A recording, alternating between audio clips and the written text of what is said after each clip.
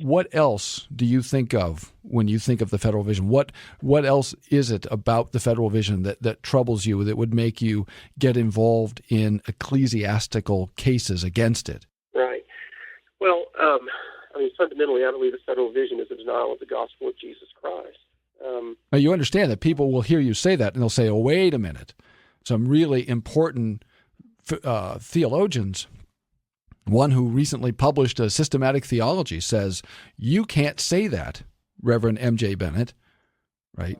You cannot say it's a denial. In fact, it's even been said, and I'm quoting now, it's stupid, that's a quote, to say that the federal vision is a denial of the gospel. So those are strong words, Reverend Bennett. Why do you say that? Well, as we argued in the prosecution of the trial of Jeffrey Myers in Missouri Presbyterian, which we've not gotten to that yet, but as we argued, Jeffrey, as a federal visionist, denies justification by faith alone. Now, I understand that it's not necessary for a person to have a detailed theology of justification by faith alone in order to be saved. That's not the issue, but we have to remember we're talking about teachers in the church who have been, or at least should have been, properly trained in with regard to the nuances of that doctrine, and to have understood it and then to have rejected it. That's equivalent to what Rome did at the Council of Trent, is it not? And that's a rejection of the gospel. Now, as far as the actual doctrine itself is concerned, Dr. Godfrey wrote a chapter in the book that I mentioned earlier, Covenant Justification and Pastoral Ministry, entitled Faith Formed by Love, or Faith Alone. And in that chapter, he lays out the difference between the understanding of Rome and the federal visionists, which is to say that saving faith has of its essence love. That is, love is of the essence of saving faith. It is a faith formed by love. And that, as we understand this as Reformed theologians, that is a blurring of the lines. It's a joining of justification with sanctification. If faith is formed by love, then I'm not justified by faith alone. I'm justified by faith and love, which is another way of saying faith and work, because love is the fulfillment of the law, is it not? So for you, one of the crucial issues in considering the federal vision and opposing the federal vision is that it is corrupting the historic doctrine of justification. And just for the listener, Westminster Confession, chapter 11, section 2, or article 2, says, faith, thus receiving and resting on Christ and his righteousness, is the alone instrument of justification.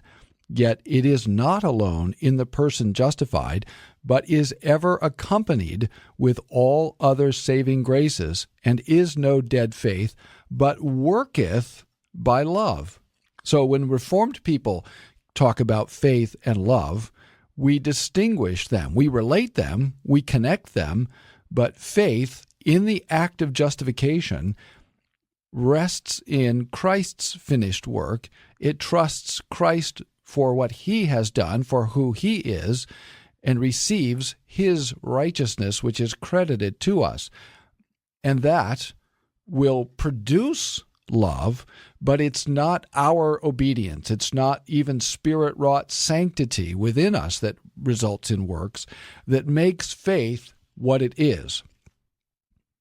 And so when you read the Federal Vision, when you read their pamphlets, their articles, their books, when you read their websites and so forth, when you listen to them speak, what you hear is a movement back to the medieval doctrine that it's sanctity that makes faith effective. Am I summarizing what you're saying correctly? Yes. Yeah, exactly. So on the one hand, we have a movement that says baptism necessarily creates a sort of conditional relationship with Christ, whereby we are temporarily elect, temporarily united to Christ, temporarily justified, temporarily adopted, and then we have to do our part. Well, our part is to believe and obey. And one of the godfathers of the Federal Vision movement, who was teaching these doctrines before the movement per se even existed, is a fellow who taught at a seminary back east for a number of years and taught this in class. He used to say that we are justified through faith and works. And he said that openly. And when he was criticized and questioned about that, he changed his language to faithfulness, which is just another way of saying faith and works. I mean, obviously, no one denies that Christians must be faithful, but the question is not whether we should be faithful, but to what end and why. I think we want to say that we ought to be faithful as a consequence of having been justified, not in order to be justified.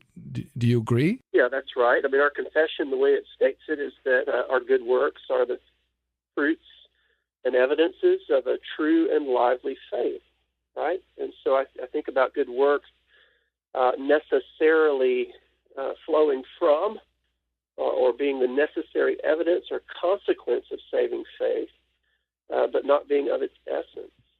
And it's a vital distinction. To blur that distinction is to reject the gospel, at least to do it knowingly.